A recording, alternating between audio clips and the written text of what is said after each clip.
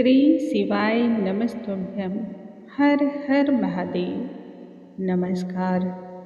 आज से पूरे सावन माह हम सुनेंगे शिव महापुराण की कथाएं। शिव महापुराण में 11 खंड और 7 संहिताएं हैं। कुल 24,000 श्लोक इसमें वर्णित किए गए हैं। आज से हम आरंभ करेंगे शिव महापुराण की कथा। इस कथा के श्रवण से भगवान भोलेनाथ, देवों के देव महादेव भक्तों पर कृपा करते हैं, संपूर्ण पीड़ाओं का हरण करते हैं, मानव जीवन का उद्धार होता है। इसलिए इसे प्रत्येक दिन श्रवण करना चाहिए। सावन के माह में यह श्रवण करना और भी अधिक पुण्यों को देने वाला है। आइए हम आज से आरंभ करते हैं। भगवान भोलेनाथ का ध्यान करते हैं और फिर हम सुनते हैं शिव महापुराण के महात्म्य को। आज बोलो भगवान भोलेनाथ की जय, भगवान शिव शंकर की जय। महाज्ञानी सूत जी शौनक ऋषि के पूछने पर बतलाते हैं पुराणों और कथाओं के सार तत्व को। एक बार शौनक ऋषि महाज्ञानी सूत जी से कहते हैं, हे मुनीश्वर, किस प्रकार से मनुष्य अपने काम, क्रोध, मानसिक विकारों पर विजय प्राप्त कर सकता है? इस कलियुग में मनुष्य ऐसा कौन सा कार्य करे जिसके करने से उसके अंदर की आसुरी स्वभाव प्रवृत्ति बदल जाए? ऐसा कौन सा श्रेष्ठ उपाय है जिसे करने से वह सर्वश्रेष्ठ की गिनती में आए?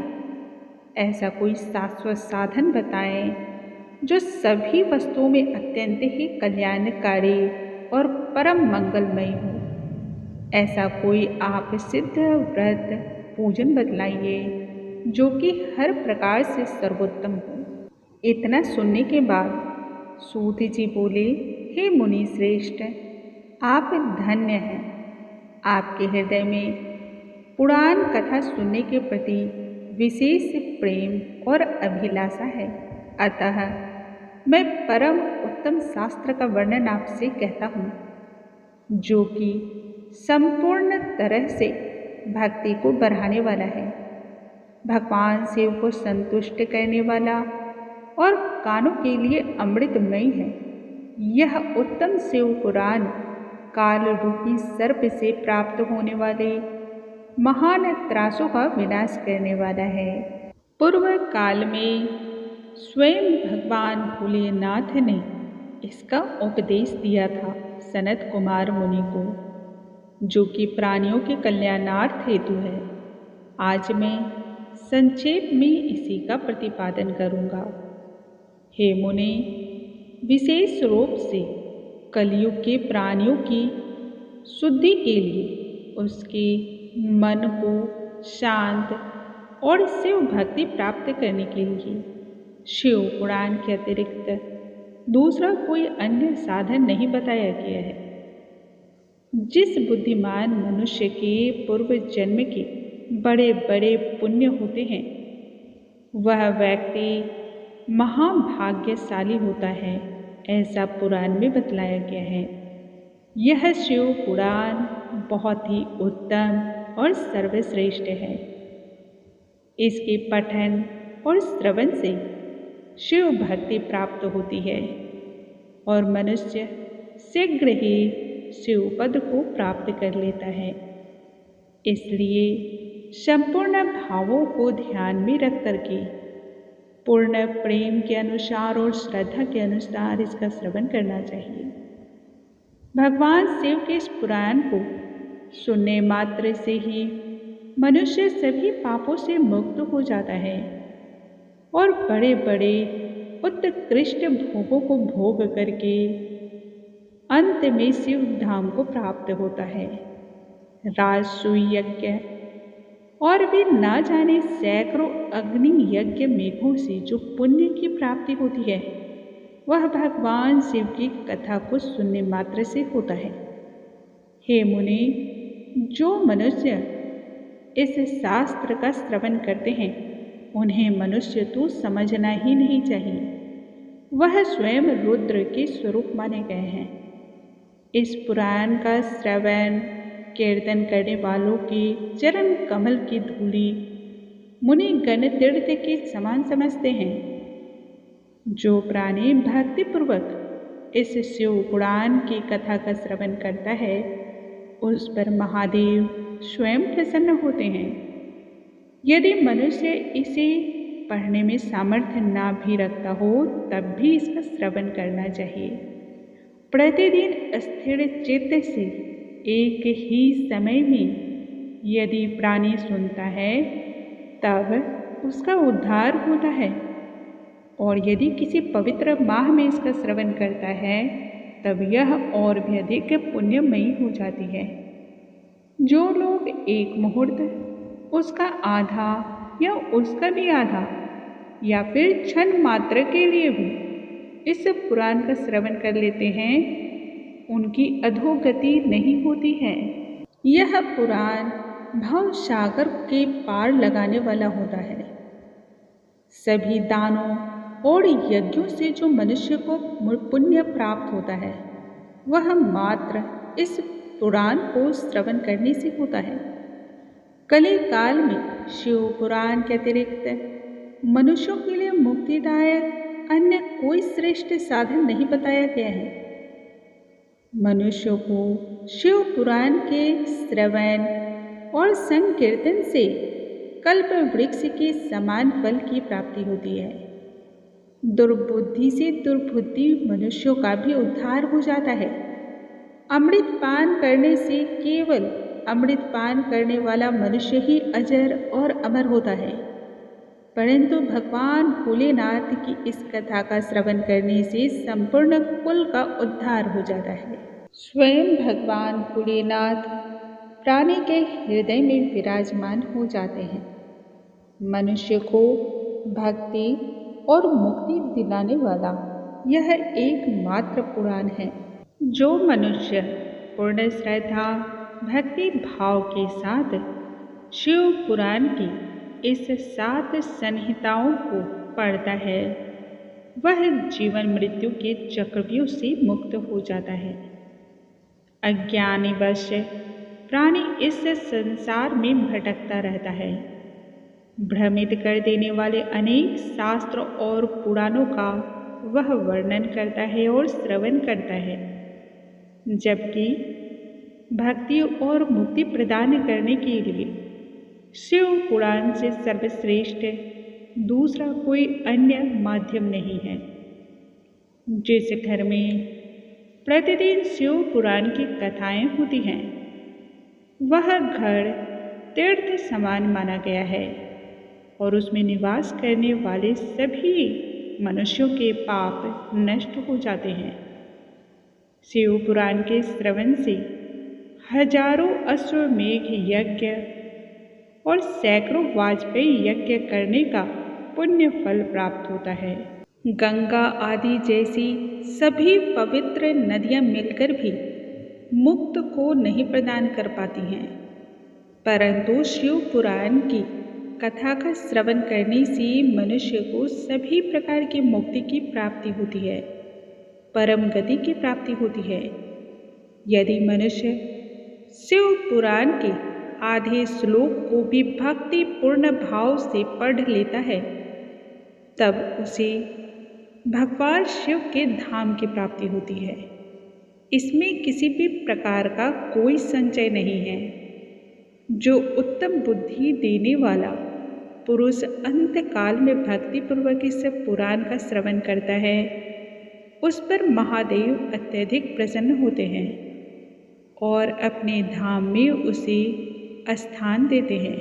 इहलोक और परलोक में जिस मनुष्य को सुख की चाहत हो, उन्हें आदर पूर्वक इस शिव पुराण की कथा का श्रवण करना चाहिए। शिव पुराण की कथा के श्रवण से धर्म, अर्थ, काम और मोक्ष चारों पुरुषार्थ प्राप्त होते हैं। वेद, इतिहास तथा अन्य सभी शास्त्रों में शिव पुराण के विषय में वर्णित है कि यह अत्यंत ही कल्याणकारी है। सभी सुखों को प्रदान करने वाला तथा ब्रह्मा, विष्णु, महेश आदि देवताओं को प्राणों के समान यह प्रिय माना गया है। ऐसे शिव पुराण को प्रसन्न चित्त से सदा श्रवण करना चाहिए। उन शिव पुराण को कोटि कोटि वंदन करना चाहिए।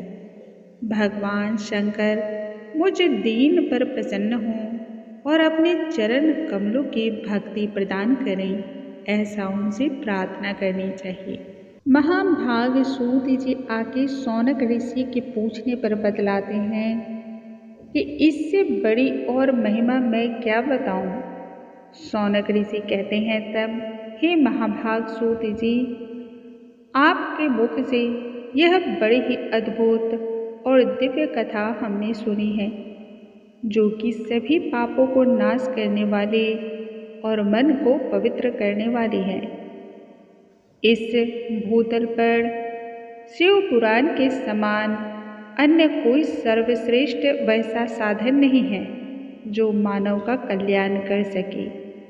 यह हमने भली भांति समझ ली है, परंतु आप यह भी बताइए कि इस कथा के द्वारा कौन कौन से पापी शुद्ध हो जाते हैं। इस जगत को किस प्रकार से शुद्धि की प्राप्ति होती है। तब ऋषि सूत जी बोले, हे मुनि, जो मनुष्य पापी, दुराचारी, काम, क्रोध, विषय वासना में डूबे हुए निरंतर रहते हैं, वे इस पुराण के माध्यम से अवश्य ही शुद्ध हो जाते हैं। जो मनुष्य अत्यंत ही लालची, सत्य विहीन, अपने माता पिता से द्वेष रखने वाला हो, पाखंडी हो, धूर्त हो और हिंसक प्रवृत्ति के हो, उन्हें भी शिव पुराण के अध्ययन से शुद्धि की प्राप्ति होती है। वर्णाश्रम के धर्म का जो पालन न करते हों और ईर्ष्या में सदैव अपने जीवन को व्यतीत करते हों, उन्हें भी इस शिव पुराण के अध्ययन से पवित्रता की प्राप्ति होती है। छल कपट करने वाले, क्रूर स्वभाव वाले, अत्यंत ही निर्दयी मनुष्य भी इस ज्ञान से परम शुद्धि को प्राप्त होते हैं। जो ब्राह्मण धन के लोभ में निरंतर व्यभिचार करते हैं और सदैव ही पाप कर्मों में लिप्त रहते हैं, वे भी शिव पुराण के उत्तम श्रवण से पवित्र हो जाते हैं। शिव पुराण के श्रवण से मनुष्य के बड़े बड़े पाप भी नष्ट होते हैं और मोक्ष प्राप्त होती है। यह भगवान शंकर को प्रसन्न करने की कथा है। प्राचीन काल में एक अति ही सुंदर और पवित्र कथा का जिक्र किया गया है, जिसके श्रवण से पाप पुण्यता नष्ट हो जाता है। पूर्व काल की बात है, किरात नगर में एक ब्राह्मण रहा करता था, जो कि अत्यंत ही दरिद्र, अज्ञानी तथा रस बेच करके अपनी जीविका को चलाने वाला था। वैदिक धर्म नीति से वह विमुख था। वह ना तो संध्या काल का वंदन करता, ना ही अन्य प्रकार के धार्मिक कर्म ही करता था। वैश्यावृत्ति में सदैव ही तत्पर रहता था। उसका नाम देवराज था। वह अपने ऊपर ही विश्वास करने वाले लोगों को सदैव ठगा करता था। उसने दूसरों के धनों को भी हड़प लिया था। अधर्म पूर्वक उसने बहुत सारा धन अर्जित कर लिया था, परंतु थोड़ा सा भी धन किसी भी धार्मिक कार्य में उसने नहीं लगाया। एक दिन की बात है, वह ब्राह्मण एक नदी के किनारे स्नान हेतु गया। वहाँ पर शोभावती नाम की वेश्या को देख करके उस पर मोहित हो गया। परम सुंदरी शोभावती भी ब्राह्मण के मनोभाव को भली भांति समझ चुकी थी। दोनों आपस में वार्तालाप करने लगी।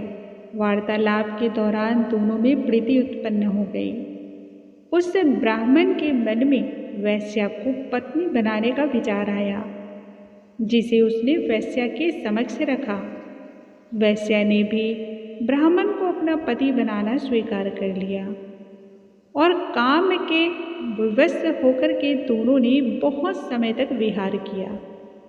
बैठने, उठने, सोने, खाने पीने तथा क्रीड़ा में वे दोनों निरंतर ही मानो एक दंपत्ति की तरह व्यवहार कर रहे थे। अपने बंधु बांधवों, माता पिता और पत्नी के रोके जाने पर भी वह ब्राह्मण प्रतिदिन इन्हीं पाप कृत्यों में संलग्न रहा। एक दिन की बात है, रात्रि में उस दुष्ट ने ईर्ष्यावश अपने सोए हुए माता पिता और पत्नी का वध कर डाला तथा उनके सभी धनों को हड़प लिया। वेश्या में आसक्त चित्त वाले उस ब्राह्मण ने अपने पिता का तथा बंधु बांधवों का सारा धन वेश्या को दे दिया। वह पापी अभक्ष्य, भक्षण तथा मदिरा पान करने लगा।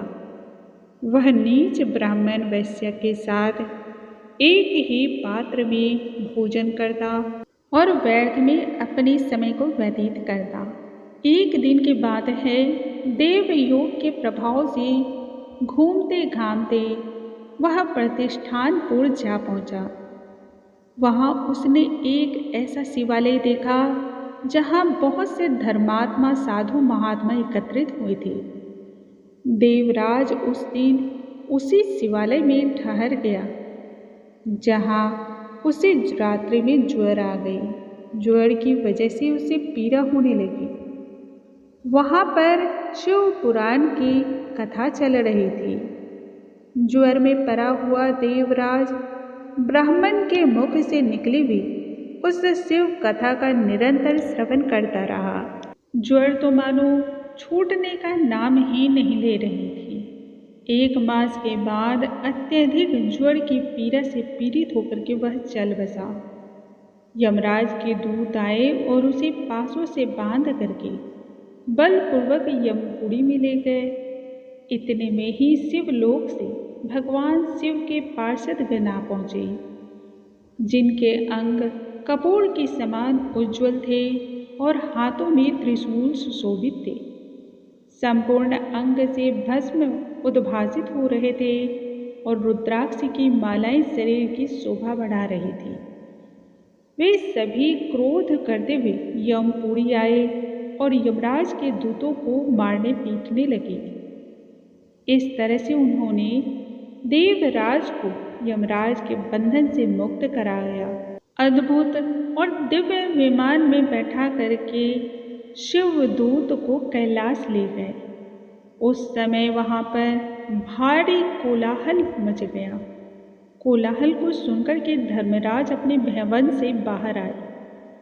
साक्षात दूसरे रुद्रों के समान प्रतीत होने वाले उन चारों दूतों को देख करके धर्मराज ने उनका विधि पूर्वक सत्कार किया। यमराज ने ज्ञान दृष्टि से सारा वृत्तांत सब जान लिया। उन्होंने भय के कारण भगवान शिव के उन महान दूतों से किसी भी प्रकार के कोई प्रश्न नहीं पूछे। भगवान शिव के परम धाम को वेदज्ञ और सभी लोगों में सर्वश्रेष्ठ बताया गया है। ब्राह्मण हो या क्षत्रिय, वैश्य हो अथवा शूद्र, सभी को जिसे धन के लोभ में पापी ने मार डाला था, जिसकी हत्या कर दी थी, बंधु बांधवों को भी उसने नहीं छोड़ा। उन्हें शिव धाम की प्राप्ति हुई। सिर्फ और सिर्फ 1 माह के शिव पुराण के श्रवण से। शौनक ऋषि आगे कहते हैं, हे महाभाग सूत जी, आप तो सर्वज्ञ और सर्वज्ञानी हैं। आपके मुख से शिव पुराण के बारे में बार बार सुन करके मेरा मन कृतार्थ हो गया। इस इतिहास को सुन करके मेरा मन आनंदित हो रहा है। अतः अब भगवान शिव में प्रेम बढ़ाने वाली, भक्ति बढ़ाने वाली शिव के संबंध में दूसरी कथा का वाचन आप कहें। अमृत रसों का पान करने से भी मनुष्य को मुक्ति की प्राप्ति नहीं होती है, किंतु भगवान शिव के कथा का पान करने से मनुष्य मुक्त हो जाता है। ऐसी कथा का श्रवण मैं भी करना चाहता हूँ। तब सूत जी बोले, हे शौनक ऋषि सुनिए, मैं आपके समक्ष परम गोपनीय कथा वस्तु का वर्णन कर रहा हूँ, क्योंकि आप शिव भक्तों में अग्रगण्य और सभी वेद वेत्ताओं में सर्वश्रेष्ठ हैं। समुद्र के निकटवर्ती प्रदेश में एक वास्कर नामक गांव है, जहाँ वैदिक धर्म से विमुख महापापी द्विज निवास करते हैं। वे सभी के सभी दूषित मनोभाव से विषय भोगों में ही लगे रहते हैं। ना तो देवताओं पर विश्वास करते हैं, ना ही पूजा पाठ और भाग्य पर। सभी की नीति अत्यंत ही कुटिल है। उस ग्राम के रहने वाले सभी व्यक्ति पर स्त्री गमन करने वाले और अधर्म का पालन करने वाले हैं। सभी की बुद्धि पशु की समान है तथा दूषित बातों को सुनने में ही उनका सारा समय व्यतीत होता है। जिस ग्राम के द्विज ऐसे हो, वहाँ अन्य वर्णों के विषय में भला क्या कहा जाए। कुत्सित विचारधारा के तथा स्वधर्म से विमुख एवं खल वे सदा ही कुकर्म में लगे रहते हैं और नित्य ही कुटिल विचारधारा के तहत कार्यों को करते हैं। सदाचार और सद्व्यवहार से वे सर्वथा ही शून्य हैं। उसी ग्राम में एक अन्य ब्राह्मण भी रहा करता था, जिसका नाम बिंदुक था। वह बड़ा ही दुर्मात्मा, महापापी और कुधर्मी था। यद्यपि उस ब्राह्मण की स्त्री बहुत ही रूपवती और गुणवती थी। उस ब्राह्मण की पत्नी का नाम चंचुला था।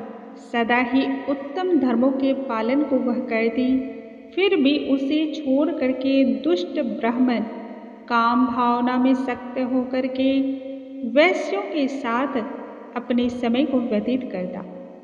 इस तरह कुकर्म में लगे हुए उस बिंदुक के बहुत सारे समय व्यतीत हो गए। उसकी स्त्री चंचुला काम भावना से पीड़ित होने पर भी स्वधर्म के नाश के भय से सोचती हुई कलेश को सह करके दीर्घ काल तक अपने धर्म का पालन करती रही। परंतु दुराचारी पति के आचरण से प्रभावित होने के कारण और काम भावना से पीड़ित होने के कारण वह स्त्री भी आगे चलकर दुराचारिणी हो गई। अधर्म का पालन करने वाली अब उसकी स्त्री भी पति की नज़र को बचा करके रात्रि में चोरी छिपे अन्य पापी पुरुषों के साथ रमन करने लगी, काम क्रिया करने लगी। हे मुनि, एक बार उस ब्राह्मण ने अपनी दुराचारिणी पत्नी को कामासक्त होकर के परपुरुष के साथ रात्रि में संगरत होते हुए देख लिया। उस दुष्ट तथा दुराचार में आसक्त मन वाली पत्नी को रात्रि में परपुरुष के साथ रत होते हुए देख करके वह क्रोध से भर उठा और वेग से उसकी ओर दौड़ा। उस दुष्ट बिंदुक को घर में आया हुआ जान करके कपटी व्यभिचारी तेजी से वहाँ से भाग खड़ा हुआ। तब वह दुष्ट आत्मा बिंदुक पत्नी को पीटने लगा और उसे डांटने लगा।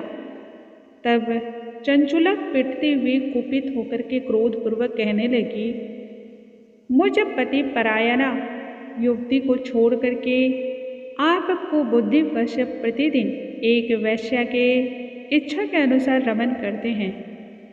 अतः आप ही बताएं कि रूपवती तथा काम शक्ति चित्त वाली मुझ स्त्री का पति संसर्ग के बिना भला क्या गति होगा। मैं अत्यंत ही सुंदर हूँ और यौवन से भी उन्मत्त हूँ। आपके संसर्ग के बिना व्यथित चित्त वाले मैं कामजन्य दुख को भला किस प्रकार से सह सकती हूँ। स्त्री के मुख से ऐसे वचन को सुनने के बाद ब्राह्मण कहने लगा, यह बात तुमने बिल्कुल ही सत्य कहा है। हे प्रिय, तुम सभी भयों का त्याग करो और मैं तुमसे जो हित की बात कहता हूँ उसका श्रवण करो। तुम निर्भय होकर के प्रतिदिन पर पुरुषों के साथ संसर्ग करो, उन्हें संतुष्ट करके उनके धन को उनसे खींचो। वह सारा धन वेश्या के प्रति आसक्त मन वाले मुझको दे दिया करो। इस तरह से मेरा और तुम्हारा दोनों का स्वार्थ सिद्ध होगा। पति के मुख से ऐसे वचन को सुन करके चंचुला बहुत प्रसन्न हो गई और पति की बात को मान ली। दोनों दुराचारी पति पत्नी इसी प्रकार से प्रतिदिन अपने कुकर्म को करने लगे। समय व्यतीत होता चला गया। उधर शूद्र जातीय वैश्या का पति बना हुआ वह दूषित बुद्धि वाला दुष्ट ब्राह्मण बिंदु समय के अनुसार मृत्यु को प्राप्त होकर के नर्क जा पहुंचा। बहुत दिनों तक नर्क में दुख को भोग करके वह पापी विंध्याचल पर्वत पर पिशाच हुआ। उधर पति के मर जाने पर मूढ़ हृदया चंचुला भी बहुत समय तक पुत्रों के साथ उसी घर में रह कर के विहार करने लगी। चंचुला नामक स्त्री का यौवन समय के साथ साथ ढलने लगा। एक दिन की बात है, देव योग के प्रभाव से तथा किसी पुण्य प्रताप से पर्व के आने पर वह स्त्री भाई और बंधुओं के साथ गोकर्ण क्षेत्र में गई थी। उस तीर्थ यात्रियों के संग में उसने भी वहां जाकर के स्नान किया। तीर्थ स्थल में स्नान से वह पूर्ववत हो गई। वहीं पर एक देव मंदिर में ब्राह्मण के मुख से शिव की परम पवित्र एवं मंगलकारिणी उत्तम कथा का श्रवण किया। कथा का वाचन करते हुए वह ब्राह्मण कह रहे थे, जो स्त्रियां पर पुरुषों के साथ व्यभिचार करती हैं, मृत्यु के बाद जब वह यमलोक में जाती हैं, तब यमराज के दूत योनि में तपे हुए लोहे का पड़िग डालते हैं। पौराणिक ब्राह्मण के मुख से यह कथा वैराग को बढ़ाने वाला था। यह कथा सुनने के बाद भय से चंचुला कांपने लगी और कथा की समाप्ति के पश्चात एकांत में शिव पुराण की कथा बाँचने वाले ब्राह्मण से कहने लगी, हे ब्राह्मण, मैंने अपने धर्म को कभी पालन नहीं किया है। मेरे साथ बड़ा भारी दुराचार हुआ है। मेरे ऊपर आप कृपा करें और मेरा उद्धार करें। मैंने मूर्ख बुद्धि के कारण घोर पाप किया है। काम क्रोध में आकर के संपूर्ण युवावस्था व्यभिचार में व्यतीत किया।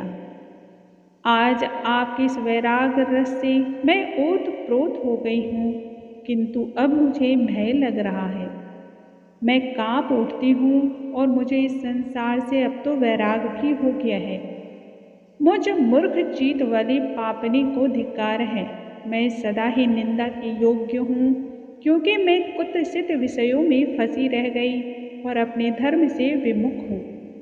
थोड़ी से सुख के लिए अपने हित का नाश करने वाले तथा भयंकर कष्ट और पीड़ा देने वाले घोर पाप को मैंने अनजाने में ही किया है। मेरा किस प्रकार से उद्धार होगा? कौन ऐसा बुद्धिमान पुरुष है जो मुझ कुमार्ग को चलने वाली पापनी का साथ देगा?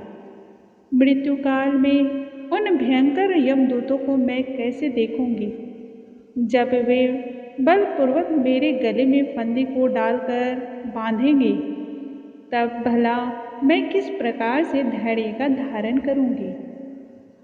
यह विषय सुख को देने वाली महायातना मैं इस पीड़ा को कैसे सहूंगी?